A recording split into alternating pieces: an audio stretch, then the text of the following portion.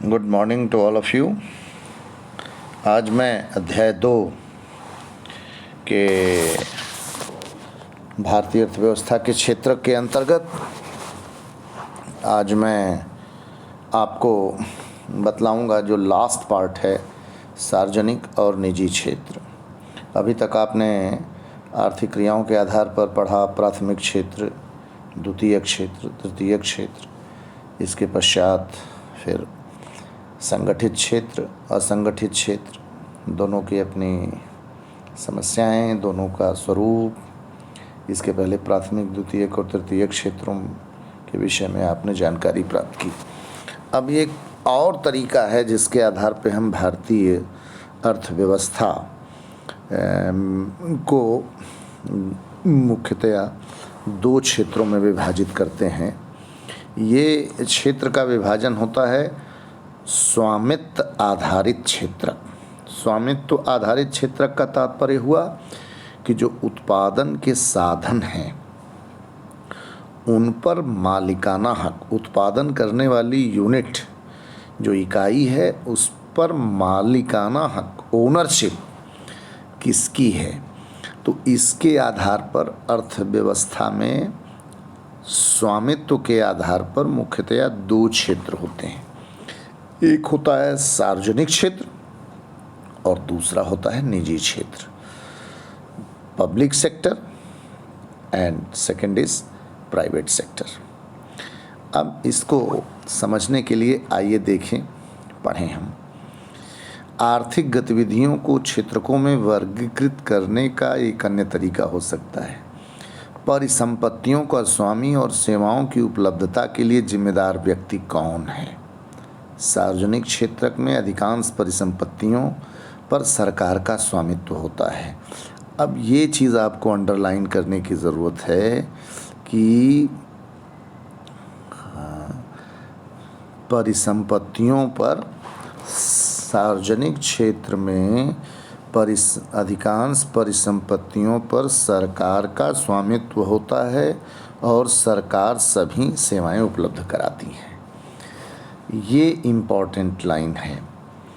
इस तरह से आप परिभाषा लिख सकते हैं कि सार्वजनिक क्षेत्र वह क्षेत्र होता है जिसमें उत्पादन करने वाले सभी साधनों पर सरकार का स्वामित्व और नियंत्रण होता है। अर्थात वे क्षेत्र जिनमें सरकार का नियंत्रण होता है, सरकार का स्वामित्व होता है, अर्थात कोई एक व्यक्ति अथवा कुछ व्यक्तियों का समूह या कोई एक कंपनी उसकी मालिक नहीं होती है, वे सार्वजनिक क्षेत्र के अंतर्गत आते हैं। फिर है निजी, कि निजी क्षेत्र में परिसंपत्तियों पर स्वामित्व और सेवाओं के वितरण की जिम्मेदारी एकल व्यक्ति या कंपनी के हाथ में होता है। अब ये पॉइंट आप ध्यान दीजिए, एकल व्यक्ति या कंपनी के हाथ में होता है। तो इस तरह से आप यह परिभाषा दे सकते हैं कि निजी क्षेत्र अर्थव्यवस्था के वे उत्पादन के क्षेत्र जिसमें उत्पादन के साधनों पर निजी स्वामित्व अर्थात एक व्यक्ति अथवा किसी कंपनी का स्वामित्व होता है और सेवाओं के वितरण की जिम्मेदारी उसी को होती है। इस तरह से ये क्षेत्र निजी क्षेत्र कहलाते हैं। अब इसका दोनों का उदाहरण आपके उसमें दिया गया है। रेलवे अथवा डाकघर सार्वजनिक क्षेत्र के उदाहरण हैं, जबकि Tata iron and steel company limited, TISCO अथवा रिलायंस इंडस्ट्रीज लिमिटेड जैसी कंपनियां निजी स्वामित्व में हैं। तो अब आपको स्पष्ट हो गया कि निजी और सार्वजनिक क्षेत्र का मूल अंतर है कि एक सरकारी नियंत्रण में होता है जिसका मालिक जनता होती है या कह सकते हैं सरकार होती है, जबकि निजी क्षेत्र की मालिक एक व्यक्ति अथवा कंपनी होती है। निजी क्षेत्र की गतिविधियों का ध्येय लाभ अर्जित करना होता है। देखिए दूसरा पॉइंट है, निजी क्षेत्र की गतिविधियों का उद्देश्य लाभ अर्जित करना होता है। इनकी सेवाओं को प्राप्त करने के लिए हमें इन एकल स्वामियों और कंपनियों को भुगतान करना पड़ता है। जैसे आप कोई सामान खरीदते हैं, साबुन, कपड़ा, कॉपी, किताब, जूता, चप्पल, जो कुछ भी आप क्रय करते हैं वो किसी न किसी कंपनी को ही के द्वारा निजी क्षेत्र की तैयार की गई होती है और उसको आप क्रय करते समय एक तरह से उसी को आप भुगतान करते हैं। सार्वजनिक क्षेत्र का ध्येय लाभ कमाना नहीं होता। तो दूसरा जो मूल अंतर आपके स्पष्ट किया गया है कि सार्वजनिक क्षेत्र का उद्देश्य लाभ कमाना नहीं होता है, जबकि निजी क्षेत्र का उद्देश्य लाभ कमाना होता है। कोई साबुन की फैक्ट्री हो या कार की बनाने की फैक्ट्री, मोटरसाइकिल बनाने की फैक्ट्री, टीवी, फ्रिज, कूलर, इनका उद्देश्य लाभ कमाना होता है। जबकि सार्वजनिक क्षेत्र के अंतर्गत बांध बना है, सिंचाई परियोजनाएं बनी हैं, बिजली की बड़ी बड़ी परियोजनाएं बनी हैं। इसी तरह से बहुत बड़े बड़े सार्वजनिक क्षेत्र के जैसे स्टील अथॉरिटी ऑफ इंडिया है, एनटीपीसी है, BHEL है, भारत हैवी इलेक्ट्रिकल लिमिटेड है, नेशनल थर्मल पावर कॉरपोरेशन है, ONGC है, oil and natural gas commission है। ये सारे जो बने हैं इनका प्रमुख उद्देश्य केवल लाभ कमाना नहीं होता है, बल्कि सस्ते दरों पर सेवाओं को जनता को समूह में उपलब्ध कराना होता है।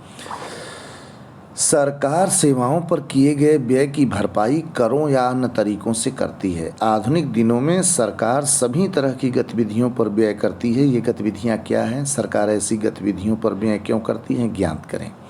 अब सरकार सार्वजनिक क्षेत्र के अंतर्गत कुछ ऐसी चीज़ें होती हैं जिन्हें निजी क्षेत्र नहीं कर सकता है, जिनके लिए भारी मात्रा में राशि की ज़रूरत पड़ती है और जनता से निजी क्षेत्र कीमत वसूल नहीं सकते हैं। इसलिए कुछ चीज़ें ऐसी होती हैं जिन्हें सार्वजनिक क्षेत्र में ही करना पड़ता है, जैसे नहरों का निर्माण, अगर खेतों में पानी की सिंचाई, बिजली का उत्पादन,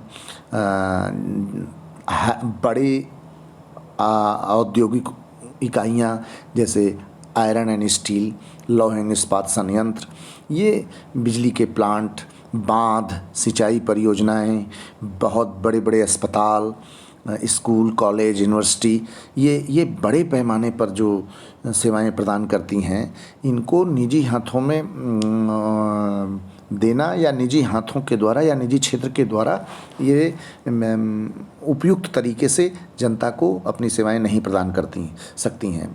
पहला तो ये कारण ये है कि इसमें एक बड़ी मात्रा में राशि पूंजी की व्यय करनी पड़ती है, जो निजी हाथों द्वारा नहीं हो सकती, निजी क्षेत्र द्वारा नहीं हो सकती है। और दूसरा कि अगर इसमें ये करती भी हैं इन क्षेत्रों में, तो इनकी कीमत, चूँकि इनका उद्देश्य लाभ कमाना होता है, इसलिए इनकी कीमत जनता से वसूलना बड़ा कठिन हो जाता है। कई ऐसी चीज़ें जिनकी आवश्यकता समाज के सभी सदस्यों को होती है, परंतु जिन्हें निजी क्षेत्र उचित कीमत पर उपलब्ध नहीं कराते हैं। क्यों? क्योंकि इनमें से कुछ चीज़ों पर बहुत अधिक पैसे खर्च करने पड़ते हैं, जैसे बांध बनाना हुआ, नहर बनाना हुआ, बिजली उत्पादन करना हुआ, जिसकी बात मैंने की, बहुत खर्च करने पड़ते हैं जो निजी क्षेत्रों की क्षमता से बाहर होती है। इन चीज़ों का इस्तेमाल करने वाले हजारों लोगों से पैसा एकत्र करना भी आसान नहीं है। अब सड़कों का निर्माण, बहुत बड़ी बड़ी सड़कें, आजकल आपने देखा कि हाईवे बड़े बड़े बन रहे हैं। अब ये हाईवे निजी क्षेत्र द्वारा बना करके और इसकी कीमत वसूल करना जनता से ये कठिन है, तो फिर सरकार ही इनका निर्माण करके और करों द्वारा जनता से धीरे से सरकार वसूल लेती है इनकी कीमत। फिर यदि वे चीज़ों को उपलब्ध कराते हैं तो वे इसकी ऊंची कीमत वसूलते हैं, जैसे सड़कों, पुलों, रेलवे, पत्तनों, बिजली आदि का निर्माण और बांध आदि से सिंचाई की सुविधा उपलब्ध कराना। इसलिए सरकार ऐसे भारी व्यय स्वयं उठाती है और सभी लोगों के लिए इन सुविधाओं को सुनिश्चित करती है। कुछ गतिविधियां ऐसी हैं जिन्हें सरकारी समर्थन की ज़रूरत पड़ती है। निजी क्षेत्रक उन उत्पादनों अथवा व्यवसायों को तब तक जारी नहीं रख सकते जब तक सरकार उन्हें प्रोत्साहन नहीं करती। जैसे उत्पादन मूल्य पर बिजली की बिक्री से बहुत से उद्योगों में वस्तुओं की उत्पादन लागत में वृद्धि हो जाती है। अनेक इकाइयां, विशेष करके लघु इकाइयां बंद हो सकती हैं। यहाँ सरकार उस दर पर बिजली उत्पादन और वितरण के लिए कदम उठाती है जिस पर ये उद्योग बिजली खरीद सकते हैं। सरकार लागत का कुछ अंश स्वयं वहन करती है। इसी प्रकार भारत सरकार किसानों से उचित मूल्य पर गेहूं और चावल, क्या धान खरीदती है, इसे अपने गोदामों में भंडारित करती है और राशन की दुकानों के माध्यम से उपभोक्ताओं को कम मूल्य पर बेचती है। आपने कक्षा 9 में खाद्य सुरक्षा अध्याय में इसके बारे में पढ़ा होगा। सार्वजनिक वितरण प्रणाली, बफर स्टॉक आदि हमने बताया है। सरकार लागत का कुछ भाग वहन करती है। इस प्रकार सरकार किसानों और उपभोक्ताओं दोनों को सहायता पहुंचाती है। सरकार उचित कीमत दे करके गेहूं और चावल किसानों से क्रय करती है और सस्ते दरों पर उपभोक्ताओं को उपलब्ध कराती है। जो बीज का पैसा है वह अनुदान के रूप में सरकार किसानों को देती है, जिसे आर्थिक सहायता या सब्सिडी कहते हैं। अधिकतर आर्थिक गतिविधियां ऐसी हैं जिनकी प्राथमिक जिम्मेदारी सरकार पर है। इन पर व्यय करना सरकार की अनिवार्यता है, जैसे सभी के लिए स्वास्थ्य और शिक्षा सुविधाएं उपलब्ध कराना। हमने पहले अध्याय में कुछ गतिविधियों पर विचार किया है। समुचित ढंग से विद्यालय चलाना और गुणात्मक शिक्षा, विशेषकर प्राथमिक शिक्षा उपलब्ध कराना सरकार का कर्तव्य है। भारत में निरक्षरों की संख्या विश्व में सबसे अधिक है। इसी प्रकार हम जानते हैं कि भारत के लगभग आधे बच्चे कुपोषण के शिकार हैं और उनमें से 1/4 गंभीर रूप से बीमार हैं। हमने शिशु मृत्यु दर के बारे में पढ़ा। उड़ीसा 44 और मध्य प्रदेश 47 का शिशु मृत्यु दर विश्व के कुल निर्धनतम भागों से अधिक है।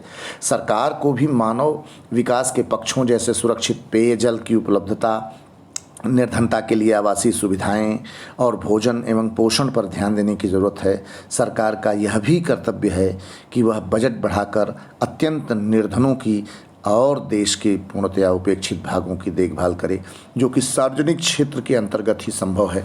इस तरह से आपने देखा कि सार्वजनिक क्षेत्र के अंतर्गत रेलवे, डाक तार, टेलीफोन, बांध, सिंचाई परियोजनाएं, बिजली परियोजनाएं, उर्वरक संयंत्र, सार्वजनिक वितरण प्रणाली, शिक्षा, स्वास्थ्य, सड़कें, पुल, बांध, इस्पात, लौह एवं इस्पात उद्योग, कच्चे तेल की रिफाइनरी सेंटर जो होते हैं, तेल शोधन के लिए जितने भी ऑयल रिफाइनरी सेंटर हैं, फिर पेट्रोलियम प्रोडक्ट्स का डिस्ट्रीब्यूशन है, जैसे हिंदुस्तान पेट्रोलियम है, आपका भारत पेट्रोलियम है, इंडियन ऑयल है, फिर है जो गैस की आपूर्ति है, जो कुकिंग गैस आपकी होती है, LPG, इसकी आपूर्ति है। ये सब सारे जितने भी मूलतः भारी राशि की ज़रूरत पड़ती है जिनको इस्टेब्लिश करने में, वो सभी सार्वजनिक क्षेत्र के अंतर्गत आते हैं।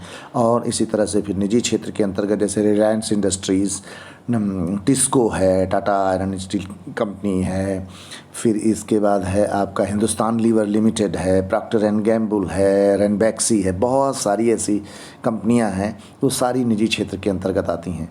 इसलिए आपने देखा है कि कापी, किताब, कपड़ा, जूता, चप्पल, fridge, TV, cooler, washing machine, परिवहन के उपकरण, चाहे वो कार हो, स्कूटर हो, ये सारी जो हमारे रोज़मर्रा की उपभोक्ता वस्तुओं की ज़रूरतों की चीज़ें हैं हमारी, ये सब निजी क्षेत्र के अंतर्गत पैदा की जाती हैं। तो इस तरह से भारत के अर्थव्यवस्था में उत्पादन के 2 प्रमुख क्षेत्र स्वामित्व के आधार पर तय किए गए हैं, सार्वजनिक क्षेत्र और निजी क्षेत्र। इस तरह से इन दोनों क्षेत्रों के बारे में अध्ययन करके फिर अब अंत में आपको सभी दिए गए प्रश्नों को हल करना है।